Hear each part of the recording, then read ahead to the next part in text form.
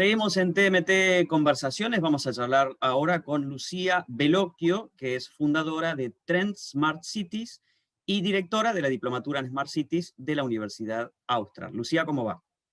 Hola José, un gusto. Lucía, ¿qué es exactamente o aproximadamente una Smart City? Bueno, se habla muchísimo del tema en los últimos meses. A mí me gusta definir una ciudad inteligente como aquella ciudad que pone a las personas en el centro de desarrollo, que utiliza tecnologías, que utiliza innovación, pero para mejorar la calidad de vida de las personas, de los ciudadanos, que somos al fin y al cabo quienes transitamos y quienes vivimos en las ciudades. ¿Qué es lo que hace Smart a una City? Bueno, yo creo que es un conjunto, ¿no es cierto?, de cosas y de elementos. Creo que o que es importante tener en cuenta la gran cantidad de tecnologías que tenemos hoy disponibles. Se habla mucho de Big Data, se habla de inteligencia artificial, se habla de Machine Learning. Bueno, todas estas herramientas hoy las podemos utilizar para que las ciudades se gestionen de una forma más inteligentes, para que los gobiernos tomen mejores decisiones, o sea, todos los datos que nosotros como ciudadanos generamos en las ciudades después le permiten a los gobiernos y a quienes gestionan las ciudades poder tomar mejores decisiones para optimizar la calidad de vida de las personas. Entonces creo que eso es una de las grandes cosas para definir la inteligencia de las ciudades. ¿En qué dosis implica esto tecnología y en qué dosis talento para desarrollar, utilizar esas tecnologías? Talento en sentido amplio, en cuanto a técnicos trabajando en el desarrollo de esas ciudades inteligentes, pero también en cuanto a ciudadanos capaces de aprovechar esas ventajas tecnológicas. Bueno, José, vos ahí destacás un tema que a mí me parece sumamente relevante, porque muchas veces cuando hablamos de ciudades inteligentes, de smart cities, solemos muchas veces poner la atención en el factor tecnológico. Cuando el factor tecnológico, la realidad es que termina siendo un medio, una herramienta para que las ciudades sean inteligentes, pero no es el único, ¿no es cierto? Y es importante tener esto en cuenta para no perder de vista que la persona es quien tiene que ser el centro de estas ciudades. Entonces, claramente el factor humano no lo podemos omitir. Y justamente hay muchas otras terminologías que se usan haciendo este foco en esta cuestión más humana, ¿no es cierto? Cuando se habla, por ejemplo, de ciudades resilientes, cuando se habla de ciudades sustentables, o sea, ya ahí no estamos poniendo tanto el foco en el factor tecnológico, desde ya que esas definiciones consideran las herramientas tecnológicas hoy disponibles, pero bueno, están intentando hacer ese foco más en esta cuestión humana. Entonces esa es otra cuestión que me parece sumamente relevante cuando hablamos del tema. Creo que tiene que haber un justo equilibrio en aplicar, en implementar todo lo que tenemos disponible hoy en día, pero sin dejar de considerar lo que debe ser lo más importante de las ciudades, que somos nosotros los ciudadanos.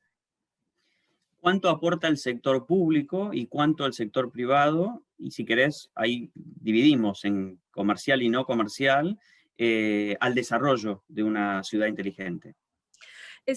Cuando hablamos de este tema también es otro punto clave, porque la verdad es que no podemos pretender que una ciudad, digamos, pase de una gestión tradicional a una gestión inteligente, poniendo toda la responsabilidad en el sector público. Tampoco podemos pretender que sea solo el sector privado. Entonces acá la cooperación entre sector público y sector privado, el debate, el intercambio, es determinante. O sea, claramente el sector público es quien va a delimitar y delinear las pautas, el norte, quien va a tener también la mayoría de las veces la decisión política de que una ciudad sea inteligente.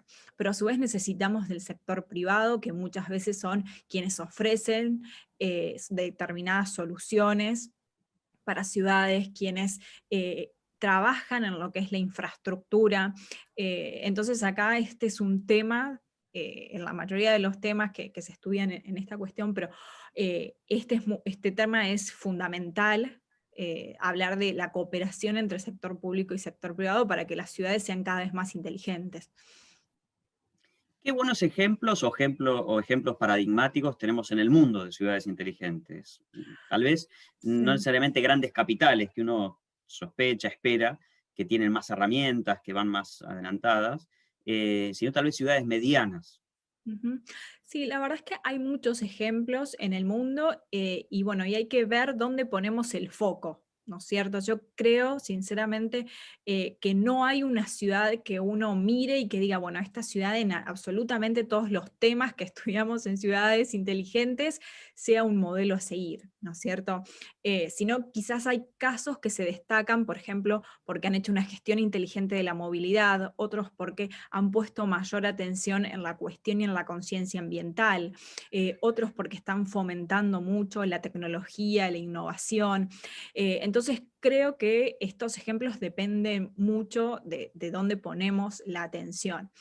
Por supuesto que uno de los grandes casos de estudio es Estonia, porque ha sabido desarrollar, por ejemplo, un gobierno inteligente, un gobierno digital, donde el 99% de los trámites estatales se hacen de forma remota, ¿cierto?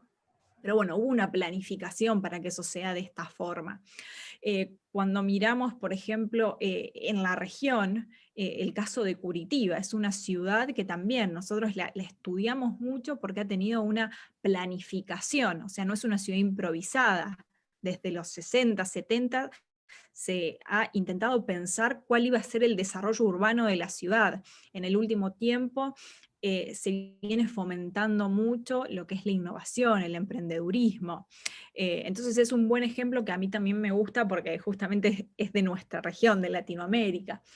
Después alrededor del mundo tenemos, bueno, muchos casos. Viena, que se destaca por su calidad de vida, y bueno, ¿qué ha hecho para que la calidad de vida en Viena sea de esa forma? Ha desarrollado mucha infraestructura en transporte, en vivienda social, eh, entonces hay muchísimos casos, pero bueno, creo que depende mucho dónde se pone la atención, porque muchas veces creo que esta cuestión de Smart City viene tan ligada al factor tecnológico porque leemos nos acercan muchos casos de ciudades asiáticas, donde claramente el factor tecnológico obvio es el principal y es el que más se destaca, pero bueno, creo que está bueno también leer el ADN de las ciudades, ¿no? Y si ese factor tecnológico, bueno, va de acuerdo al contexto social, político, económico, educativo, cultural de cada ciudad. Lucía, vos ponías algún ejemplo de América Latina. Estamos en una región muy desigual, con mucha pobreza. En Argentina, en un país también con una creciente proporción de la población en la pobreza. Una estrategia de ciudad inteligente puede ayudar a revertir, digamos, esas situaciones de pobreza, o es más bien un punto de llegada una vez que se resolvieron cuestiones sociales básicas? Sí, yo creo que, bueno, ese es un punto desde ya muy delicado. Yo creo que determinados proyectos, iniciativas, ideas que tengan este enfoque de ciudad inteligente pueden ayudar, por ejemplo, a la inclusión, que no es un tema menor, ¿no es cierto? Por ejemplo, vemos aplicaciones y algunas ideas que van en este sentido, intentar que la persona se sienta incluido en la ciudad y no por lo contrario dejarlo afuera. Pero acá justamente la alfabetización, la educación digital termina siendo otro factor clave, porque muchas veces cuando hablamos de este tipo de proyectos de Smart Cities, implica algo que se hace online, implica algo que se hace a través de una app, y bueno, y en este último tiempo con el COVID creo que lo hemos visto mucho, todas estas aplicaciones que inclusive sacaban los mismos estados.